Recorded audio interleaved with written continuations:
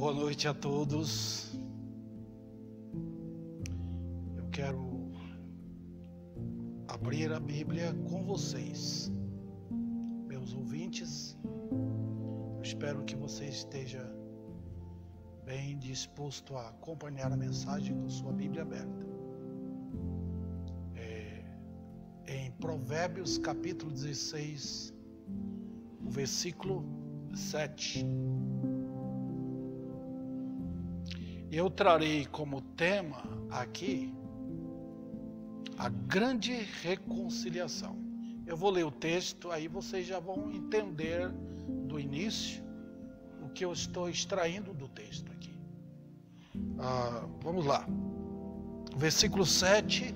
Sendo o caminho dos homens agradável ao Senhor, este, que é o Senhor, reconcilia com ele os seus inimigos. Então, com esse tema, nós temos essa missão de pregar sobre a grande reconciliação, porque o texto é assim. Antes de entrar na mensagem, eu lembro vocês que eu estou pregando hoje à noite, eu estarei pregando em Provérbios.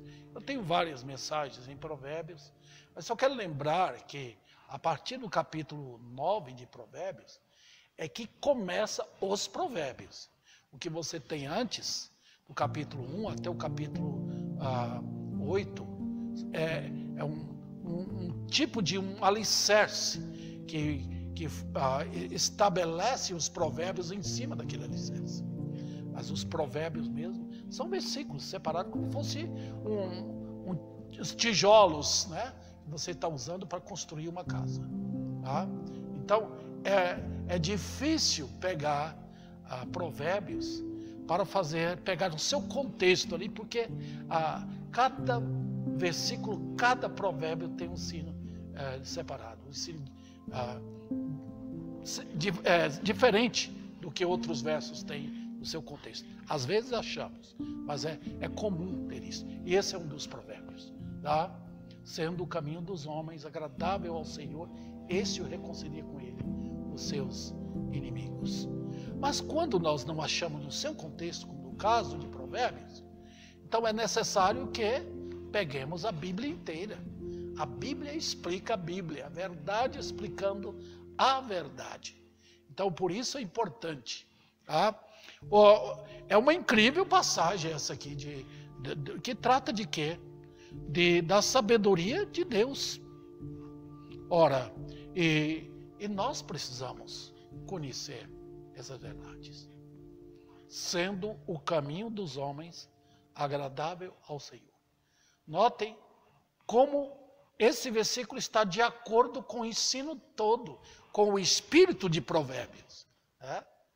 Porque esse é o ensino central. O que é caminho agradável? Temor a Deus. O temor do Senhor é o princípio da sabedoria. Então, no texto, Deus se apresenta aos homens como aquele que reconcilia com os homens os seus inimigos. E nós vemos no texto quantos homens, o próprio texto explica que os homens têm inimigos. E nesta jornada vamos dizer assim, da tentativa dos homens em fazer o chamado globalismo. Né?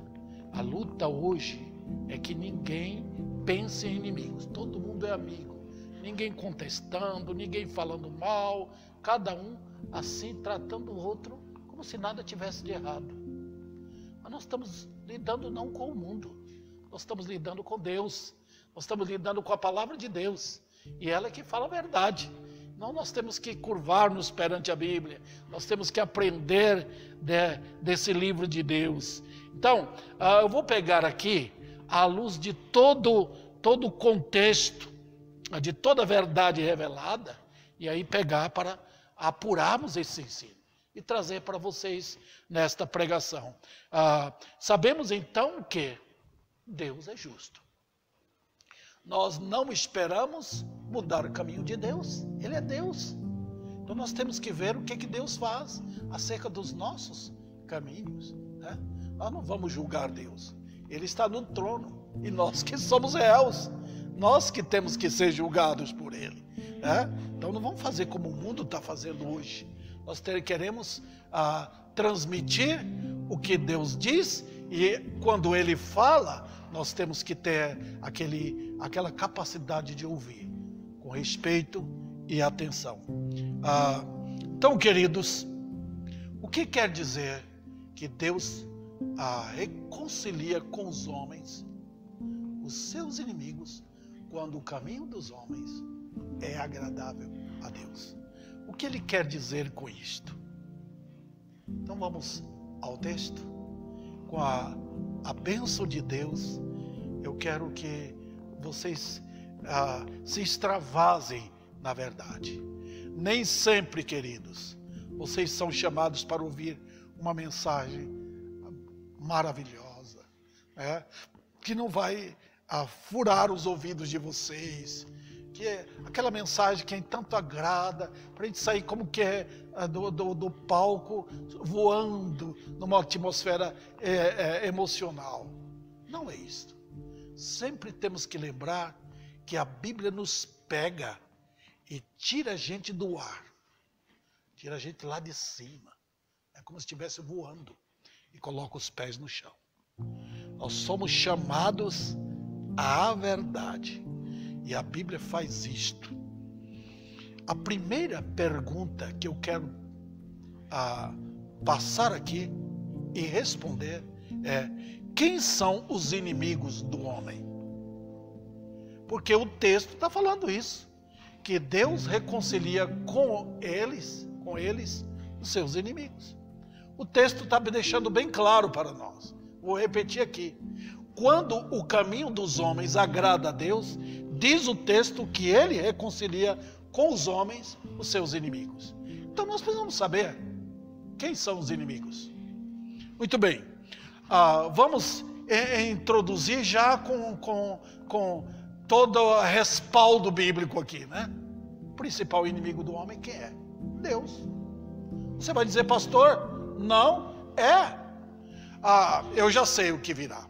Tem aqueles que contestam isso, dizer Deus não é inimigo do homem. Quando Cristo veio, Ele morreu na cruz, Ele reconciliou os homens com Deus.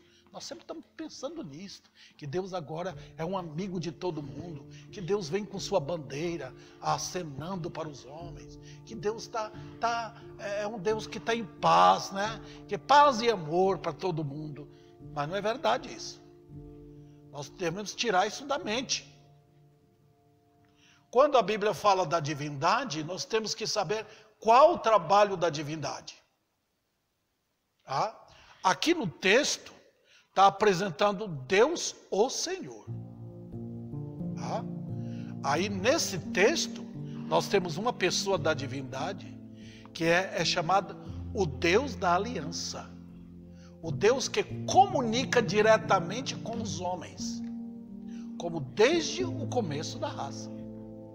E essa pessoa da divindade, eu não vou gastar tempo aqui nisso, mas essa pessoa é o Senhor Jesus Cristo.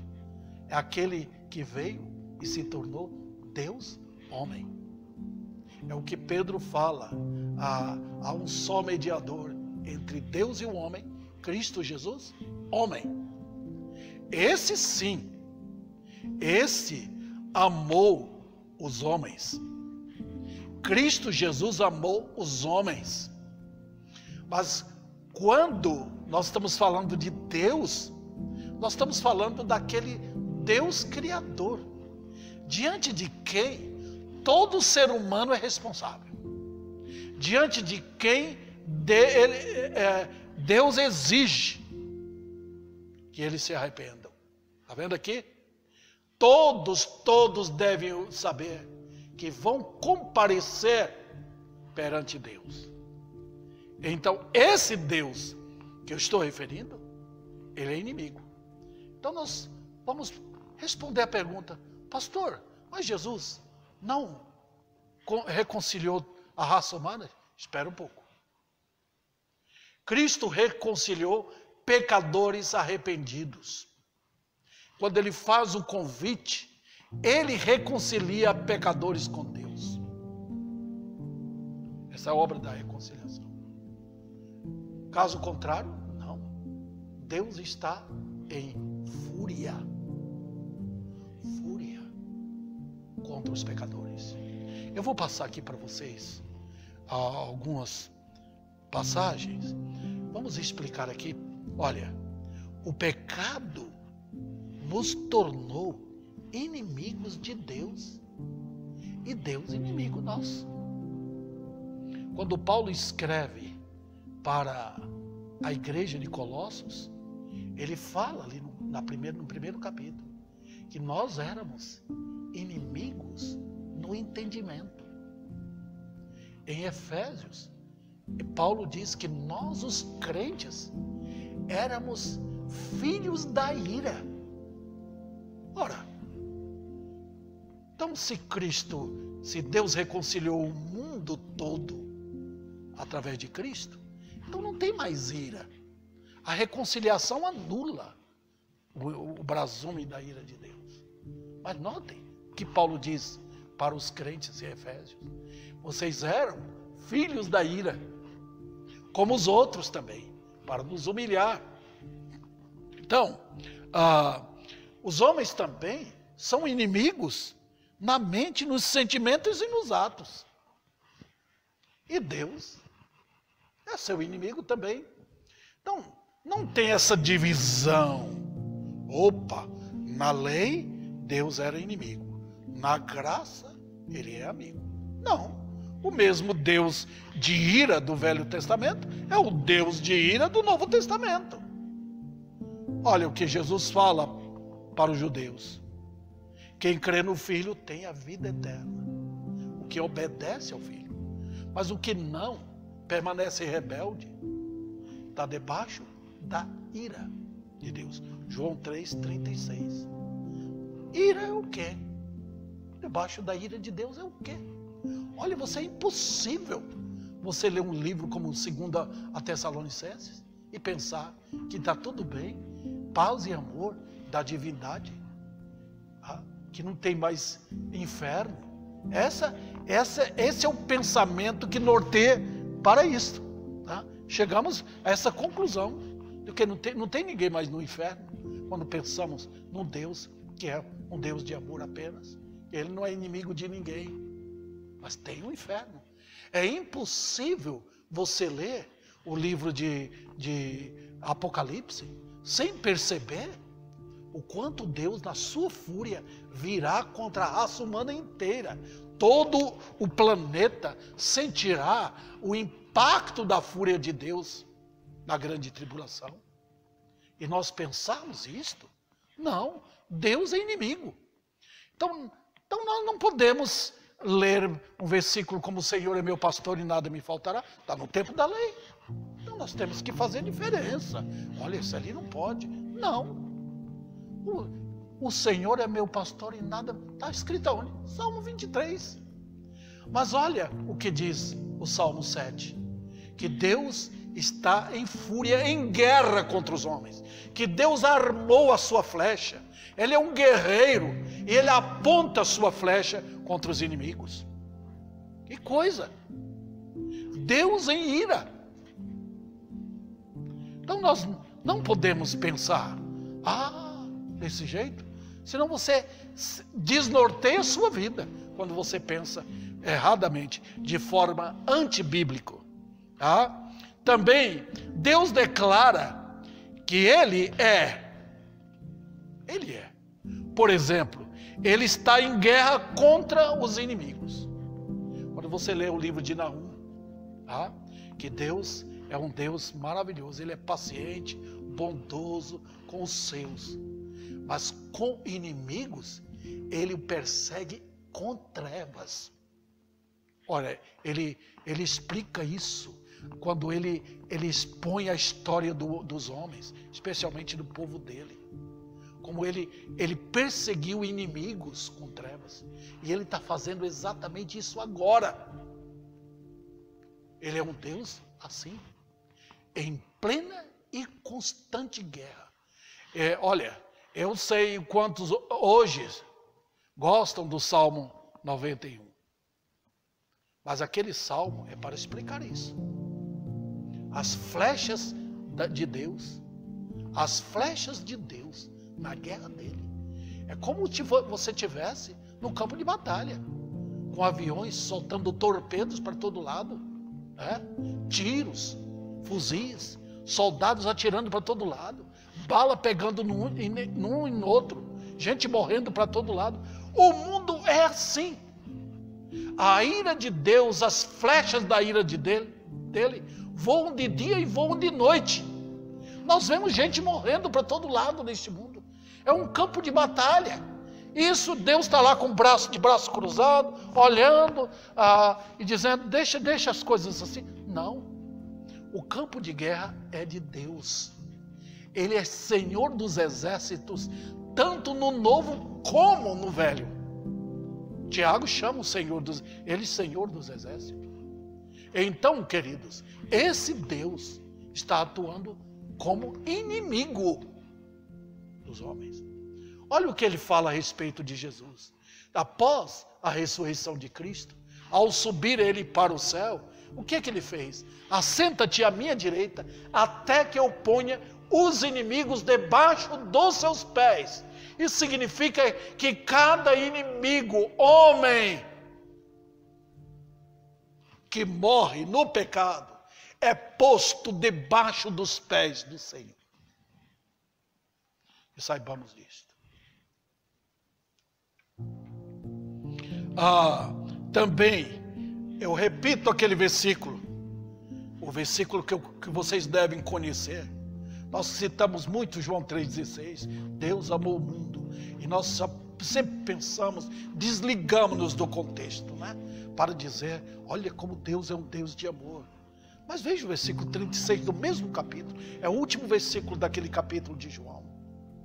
Quem crê no Filho tem a vida eterna, mas o que permanece rebelde contra o Filho, não verá a vida, mas sobre ele permanece o quê? A ira. Já imaginou? Você, amigo, que não é salvo, andando na sua casa, nas ruas, debaixo da ira de Deus? É aterrorizante isto. Mas vocês podem notar que os crentes daquele tempo, do tempo de Paulo, hoje não. Hoje o evangelho é um absurdo. Não é o evangelho bíblico coisa nenhuma. Naquele tempo, quando as pessoas se convertiam, eles fugiam da ira de Deus, eles corriam para Cristo, eles se abrigavam nesse refúgio, que é o Senhor Jesus Cristo. Hoje não, qualquer um faz uma decisãozinha dentro de uma igreja, está tudo bem, mil maravilhas, vão soltando foguetes, fazendo festa. Não há esse temor no coração, não há esse escape.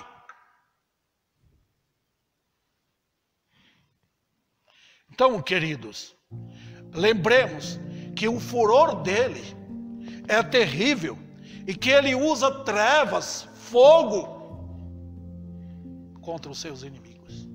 Ele está operando isso no mundo inteiro. Isso não é brincadeira. Então, é triste pensar? Hoje não fala mais disso.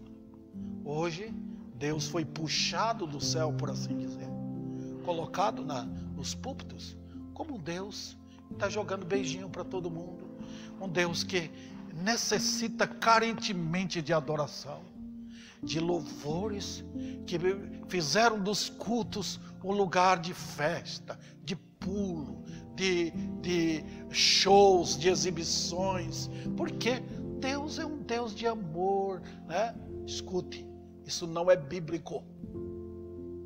Isso não é bíblico.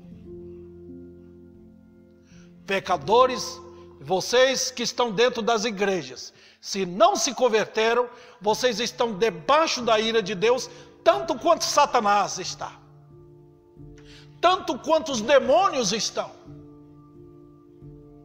debaixo da ira de Deus. são tão inimigos de Deus quanto Satanás é.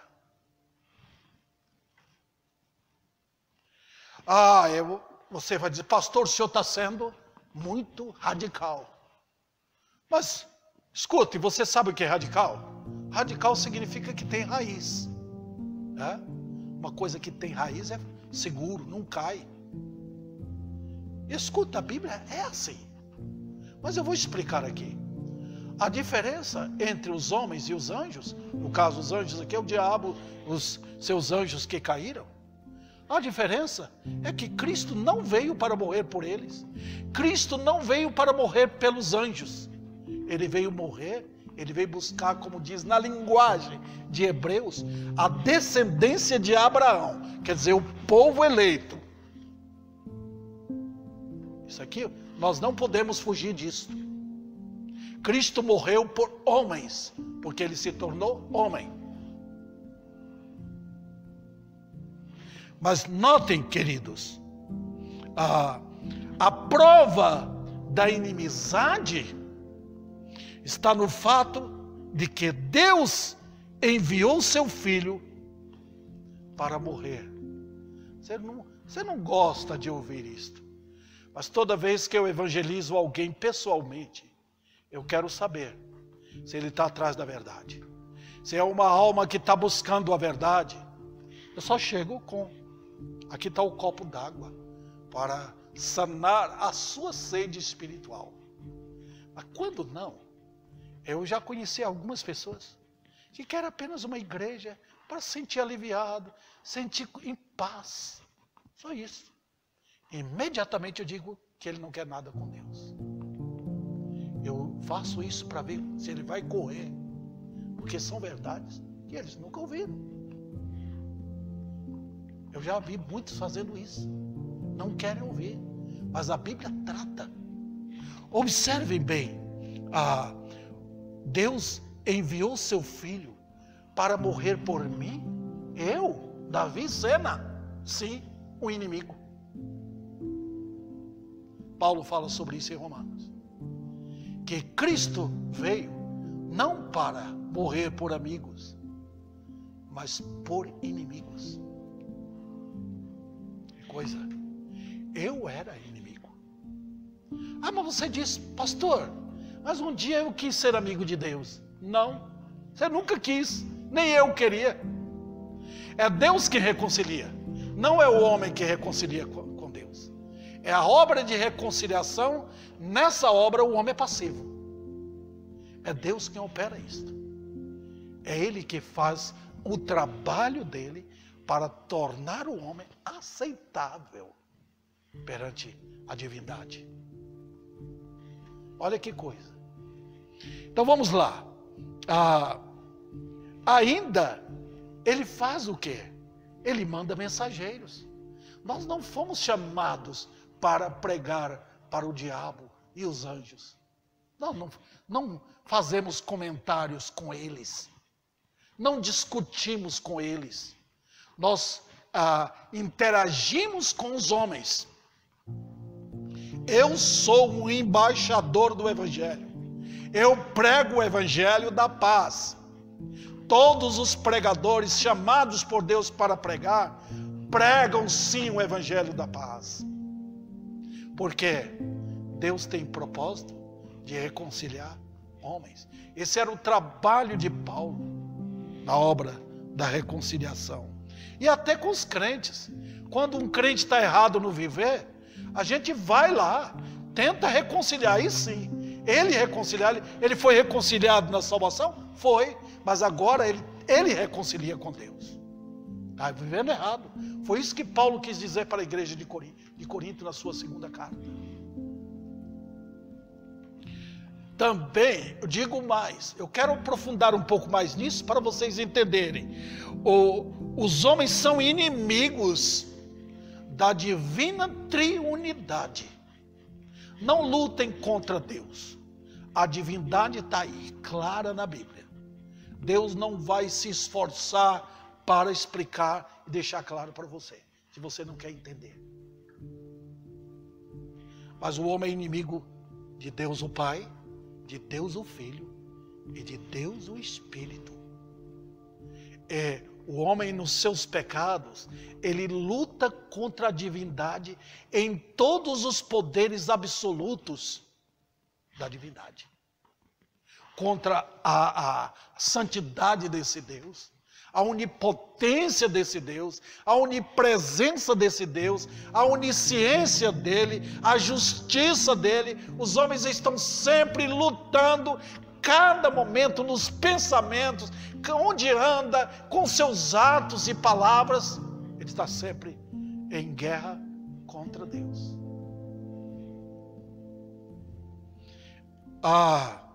E eu digo mais, não fique esperando que haja algum homem fora Jesus que faça o trabalho de reconciliação.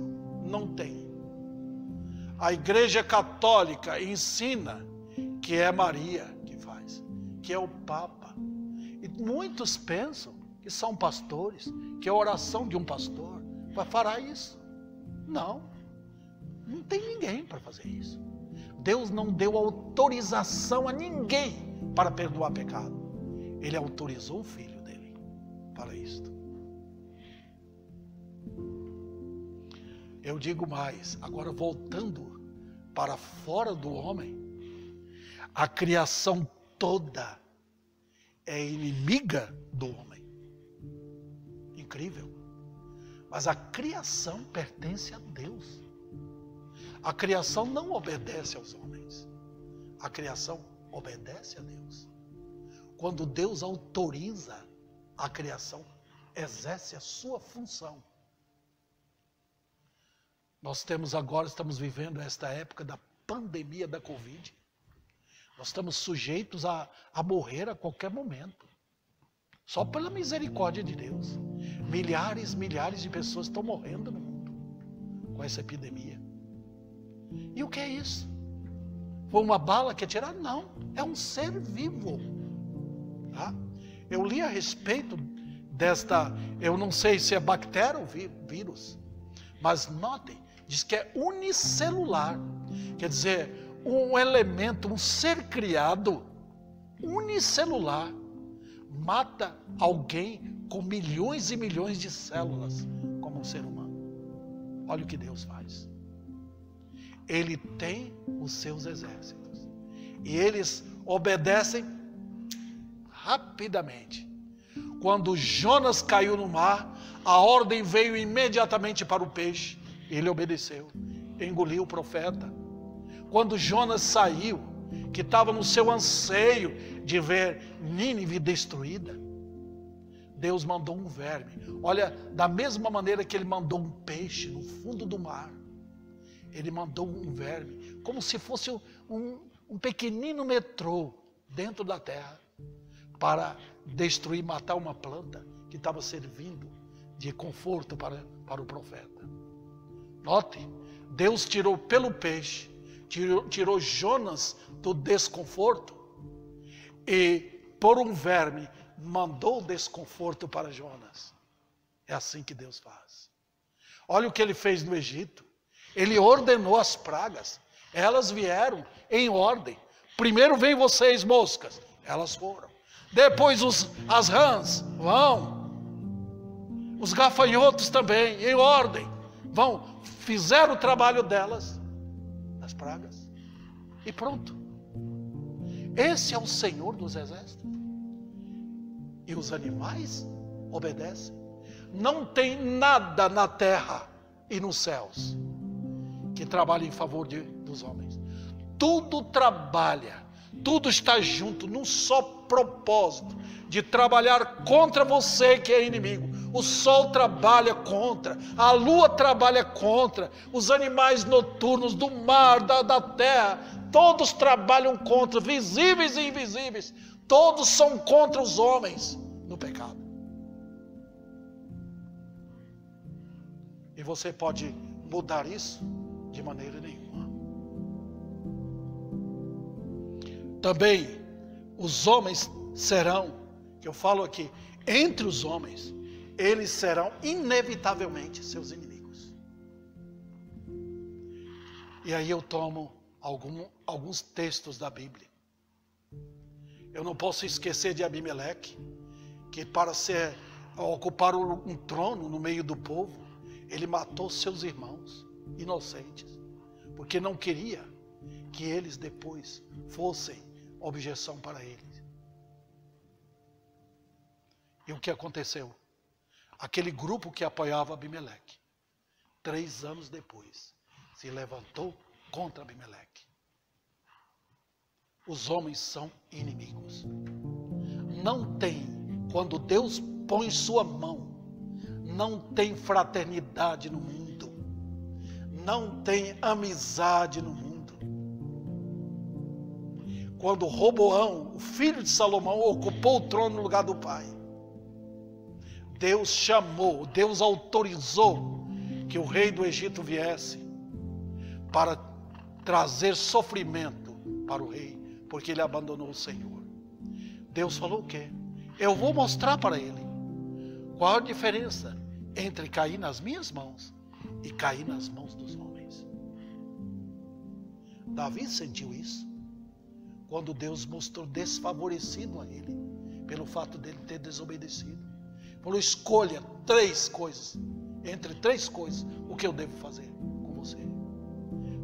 O rei disse: eu quero cair nas mãos tuas, porque nas tuas mãos tem misericórdia, na mão dos homens eu não quero. Nós vemos isto. Quando Deus tira a sua mão de poder, um pai se torna inimigo de um filho. Um filho se torna inimigo de um pai, de uma mãe. O marido passa a odiar a esposa o marido. Isso acontece no mundo quando Deus tira a sua mão. O único poder que pode dar os sentimentos nesta humanidade caída é a mão de Deus, a mão que retém o mal.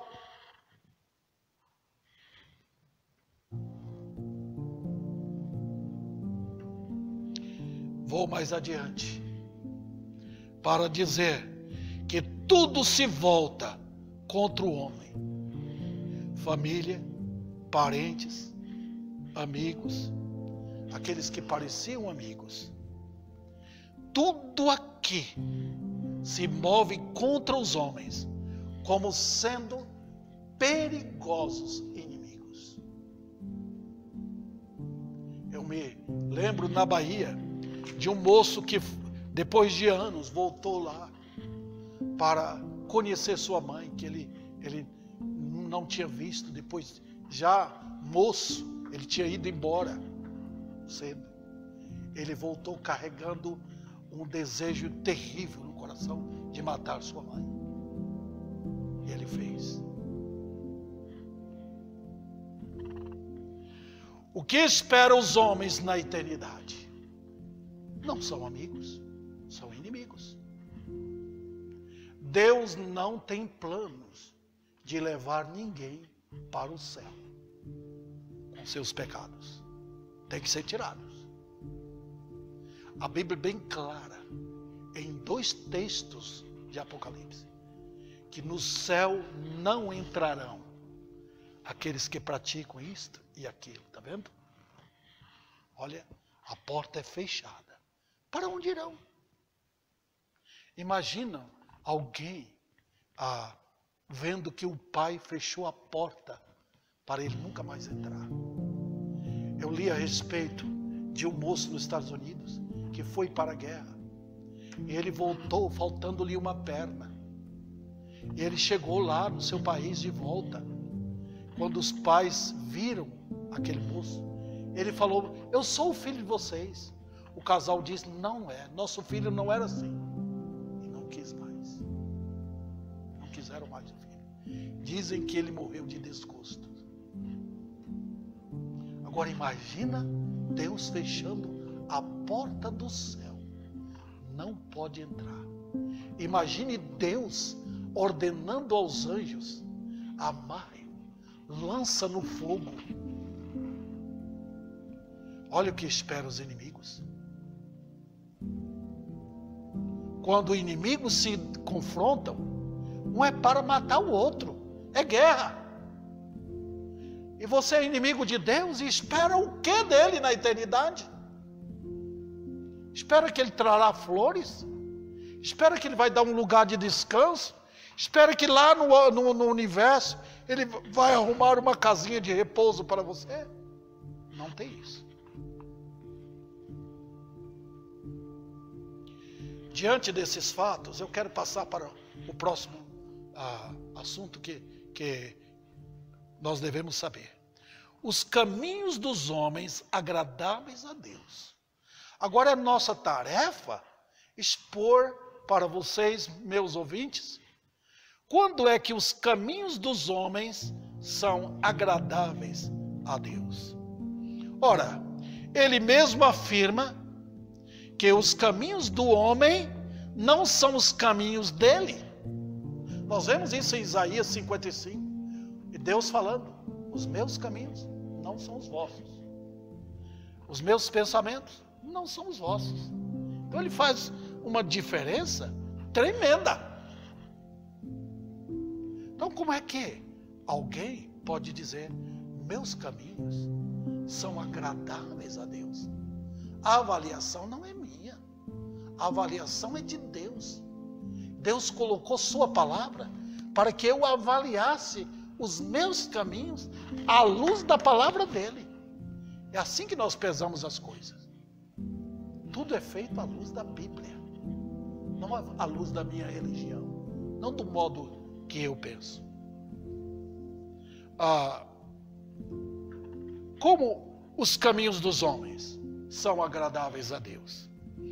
Vamos perceber aqui na vida de Saulo de Tarso. Eu sempre cito Saulo.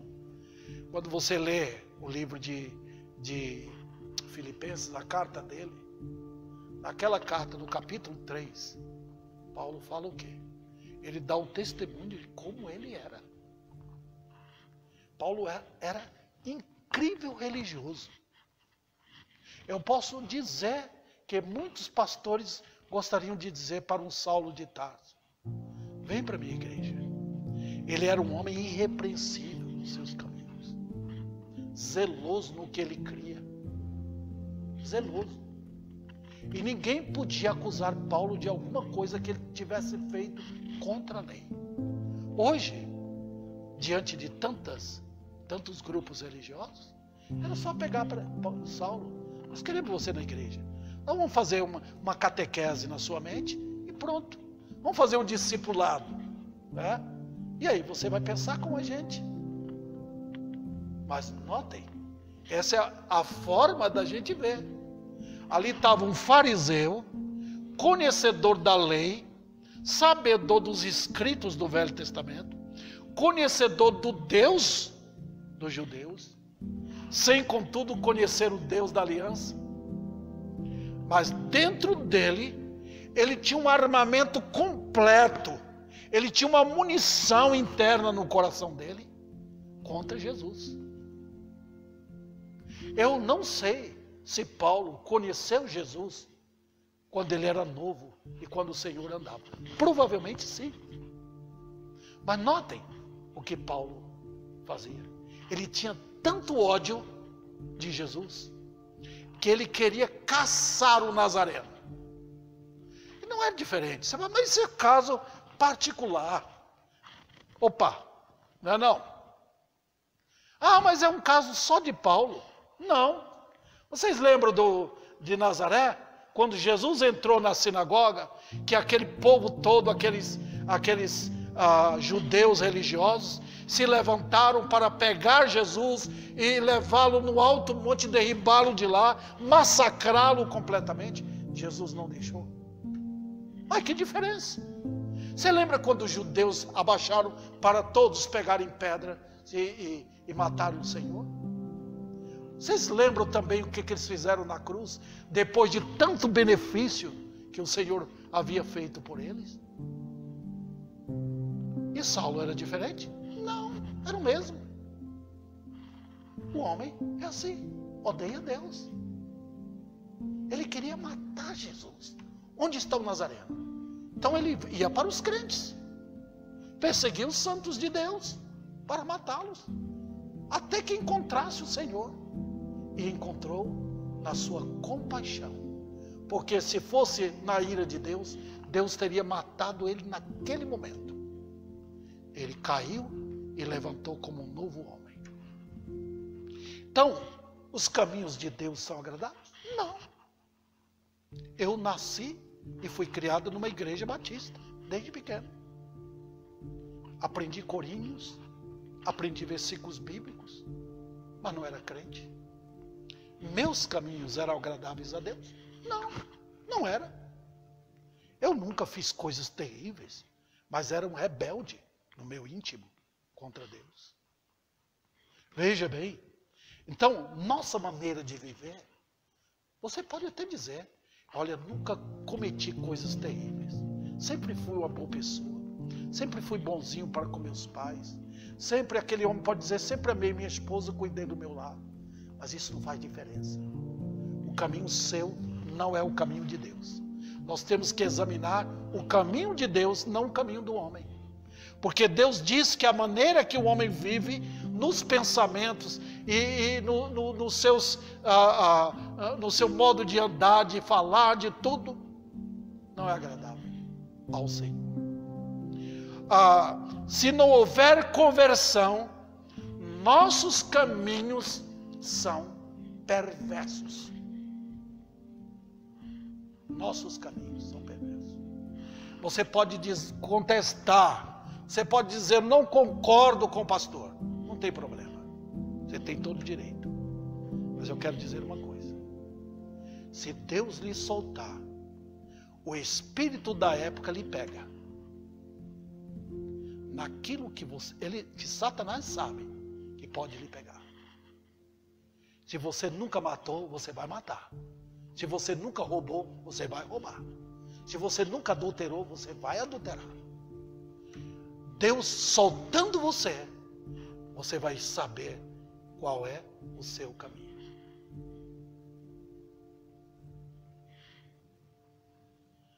A única forma de agradar a Deus é se os homens forem reconciliados com Ele.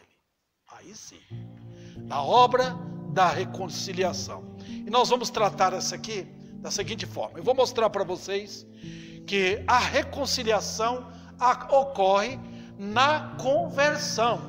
A prova clara que alguém foi reconciliado com Deus é porque se converteu. Pronto.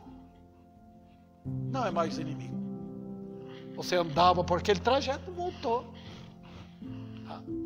Reconciliação é provado na conversão. Novo homem, andando com Deus. É assim que é o caminho dele. Ele anda com Deus. Eu tenho visto hoje muitos dizendo, eu aceitei Jesus, mas a vida não prova. Não quer andar com Deus. É o seu próprio caminho que ele abriu ali e dizer, esse é o meu modo de viver. Eu não quero que ninguém fique me atrapalhando, não. Não quero pastor me exortando. Eu não quero a Bíblia, eu vou fazer o que eu quero.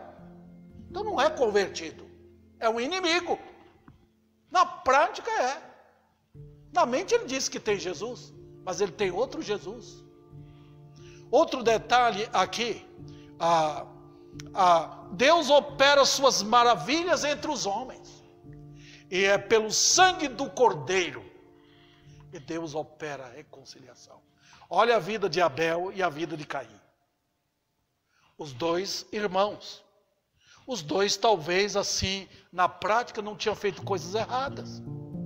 Mas Abel reconheceu que ele precisava de entrar no paraíso pelo sangue do Cordeiro que ele havia oferecido. Caim não, ele tomou outro caminho. Está vendo a diferença? É a obra da reconciliação. Então, se tem entre os meus ouvintes, tem alguém que não foi reconciliado com Deus, não se converteu, não vai entrar no céu. Seu caminho não é aprovado por Deus até que você se converta a Cristo. Até que o sangue de Cristo lhe purificou dos seus miseráveis pecados. Senão você não se converteu. Então precisa já. Então nada os homens podem fazer aqui para traçar um caminho que agrade a Deus. Nada. Tudo que você fizer, você permanecerá como um verdadeiro inimigo. Deus vai dizer naquele dia: nunca te conheci. Olha, se alguém chegar 3 horas da madrugada na sua casa, tocar a campainha, acordar para você, acordar a família sua e querer entrar em sua casa, alguém que você não conhece, você vai deixar. Você vai dizer: meu amigo, não te conheço. Você tranca e não quer mais saber. Deus vai falar, nem vai falar meu amigo. Ele vai falar: nunca te conheci. A parte de mim, na minha casa, entre os meus.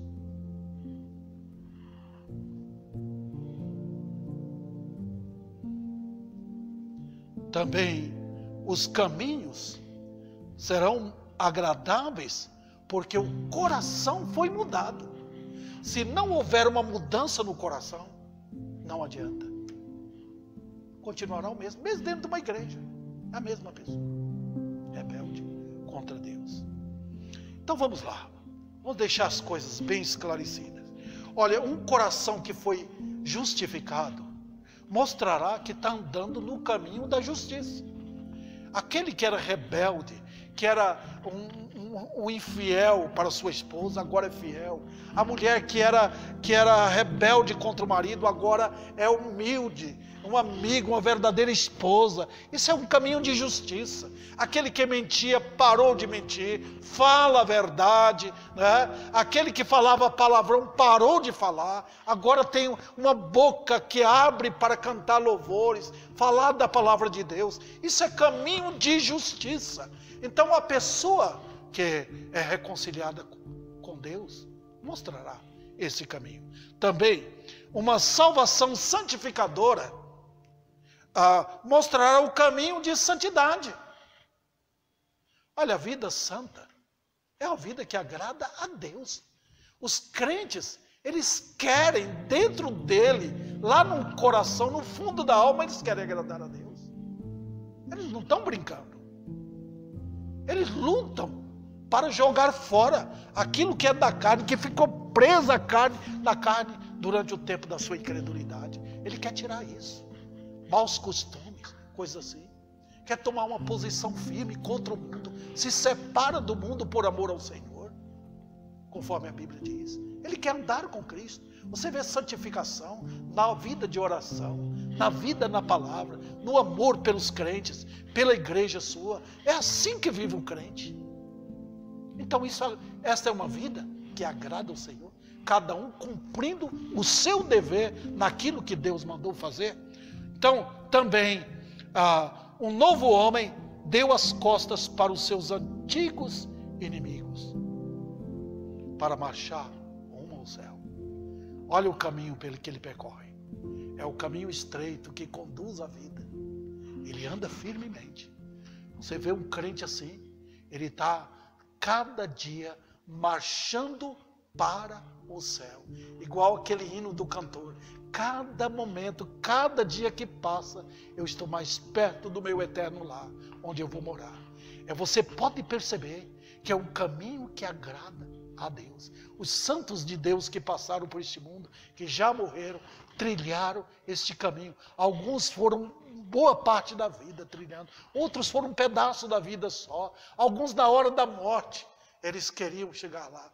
Desde o Velho Testamento, homens que peregrinaram na terra. É a linguagem da Bíblia para os heróis da fé. Peregrinação. Também, ele tem prazer, que o Senhor tem prazer a ver os seus santos trilhando ao céu, no caminho santo. E para terminar, eu quero falar sobre os inimigos. Porque diz aqui que ele reconcilia os inimigos. Vamos falar de inimigos reconciliados?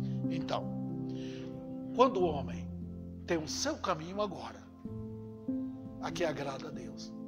O que primeiro vem aqui? Não tem uma ordem. Tudo é feito por Deus da forma dele. Primeiro, ele é reconciliado com Deus em todas as pessoas da divindade. Não há essa ligação. Eu estou ligado a Jesus e desligado de Deus. Quando a pessoa é reconciliada com Deus por meio de Cristo, ele é reconciliado com o Pai, é reconciliado com o Filho, é reconciliado com o Espírito Santo. As três pessoas trabalham para exercer as suas devidas funções da obra divina. Então o homem é reconciliado com Deus, com todos toda a natureza de Deus, todos os atributos da natureza de Deus, todos os atributos de santidade, de pureza. Ele é reconciliado com tudo. Não tem nada que ficou para trás. Também ele é reconciliado com a natureza. E digo isso com toda a autoridade. Eu sempre tenho falado isso nas minhas pregações. O meio de Deus para mudar o meio ambiente, a forma que Deus usa, é conversão. O homem convertido, ele muda o meio ambiente. Pode ter certeza. E quanto mais pecado na sociedade, mais a natureza se volta, mais doença tem, mais inimizade, mais mortes tem. Pode olhar, quanto mais tem pecado, e que engrossa o caldo da iniquidade, mais desastre, meio ambiente, tudo estragado, os animais morrendo, matando pessoas, cobras envenenando pessoas, vírus matando pessoas com enfermidade, tudo. Quando pessoas se convertem, toda a natureza começa a bater palma. Isaías 55. Os rios, as árvores, a chuva, tudo. Há louvor em tudo. Tudo. O meu filho Jessé estava dando uma explicação sobre louvor que ele ouviu do pastor Piper. E ele estava falando que tudo neste mundo louva. Tudo. Os homens que foram colocados para louvar. Os animais são vistos pelos homens para louvar a Deus. Então quando o homem é reconciliado, ele começa a louvar. Ele vê a glória de Deus. Ele vê as marcas do poder de Deus em cada coisa. Ele vê a divindade. Ele exulta naquilo. Ele não fica aproveitando para criar divindades, mãe natureza, coisas assim que eles fazem. Não. Ele louva a Deus. Então, a criação respira. Quando alguém respira no mundo uma atmosfera celestial, parece que a natureza toda diz: que alívio! A chuva cai para a glória de Deus. E tudo desponta louvor, mesmo aquilo que nós não gostamos que a natureza faça. Tudo trabalha, conforme diz Romanos capítulo 8. Tudo agora, tudo trabalha. É uma organização dos céus. Todos os funcionários da natureza trabalhando para o bem do crente. Também ele é reconciliado com os homens no sentido de promover o quê? Paz, justiça na terra. Como assim? Eu vou falar para vocês rapidamente, porque meu tempo é pouco, mas eu quero dizer que quando o homem reconcilia com Deus, ele se torna uma pessoa incrivelmente misericordiosa. Ele não quer mais briga. É a chamada mansidão na Bíblia. Não é que ele é mole, que ele é covarde, não. É que ele é misericordioso. Ele não tem aquelas reações que tinha antigamente. Não. Ele agora promove o bem. Ele consertou tudo. Ele pede perdão pelo que ele fez de errado. é um novo homem. Então, todo mundo olha agora. Ele não tem armas mais. Ele não está empunhando seus braços para se defender, nem sua boca para gritar, xingar. Não vai usar os pés para correr das suas responsabilidades. Ele agora é confiável. Sim. Nota como foi Daniel e os seus 3 amigos. Encontraram lá, como funcionários públicos, as melhores posições no palácio. Por quê? O caminho deles agradava a Deus. Então os inimigos têm que cair perante eles. Também ele é reconciliado com o céu. Em que sentido? É porque ele passou a ser um cidadão de lá. Agora a porta abre. Agora diz: bem-vindo, meu justo, meu servo. Pode entrar. Seja bem-vindo no gozo do teu Senhor. Olha que fantástica recepção. Agora ele pode entrar. Antes não, a porta era escancarada. Mas agora a porta do inferno foi trancada e a porta do céu aberta. Reconciliação com o próprio céu. E ele diz: eu sou um cidadão do céu. Paulo fala isso. Nós somos agora cidadãos dos céus. Nosso nome está escrito no livro da vida. Ele é reconciliado com a verdade também. Ele passa a ver o que antes ele não via. É com a verdade. Antes era entrosado com a mentira, gostava da mentira, tinha prazer, se divertia com mentira, faziam deuses através da mentira. Mas agora não. Agora a verdade lhe abriu os olhos. Ele agora pode ver. Ele vê os seus inimigos. Quem estava nas trevas, ele vê. Agora é o diabo que é seu inimigo. Agora os perigos estão nas trevas. Ele não vai lutar contra os homens. Ele vai lutar contra o pecado e contra o diabo e seus terríveis inimigos. E ele também, ele é reconciliado para ser apresentado, finalizar aqui, ao universo como estrela da graça. Olha que coisa, o pecado nos apagou completamente, desmanchou tudo. Ficamos como que fosse um tição apagado no chão. Iríamos virar cinzas para todo sempre, debaixo da ira de Deus. Mas agora, uma estrela ressurge do pó da terra. Homens no pecado são erguidos pela graça para brilhar no céu. E cada crente será as estrelas. Naquela ocasião, Deus vai remover as estrelas atuais e colocar no céu as estrelas, os santos brilhando para todo sempre. E você, meu amigo, como você quer viver? Longe do Senhor, apagado neste mundo, debaixo da ira de Deus? Porque não corre para Cristo agora? Porque não busca refúgio nele? Porque não corre para buscar essa urgente salvação? Por que viver assim? Há um Senhor que chama: eis a porta aberta, entre. Ele chama pecadores. E quem quer correr da ira de Deus e dos perigos que ele cerca, corre para buscar refúgio no Salvador bendito, aquele que perdoa os nossos pecados todos e faz você um amigo de Deus nessa poderosa obra da reconciliação.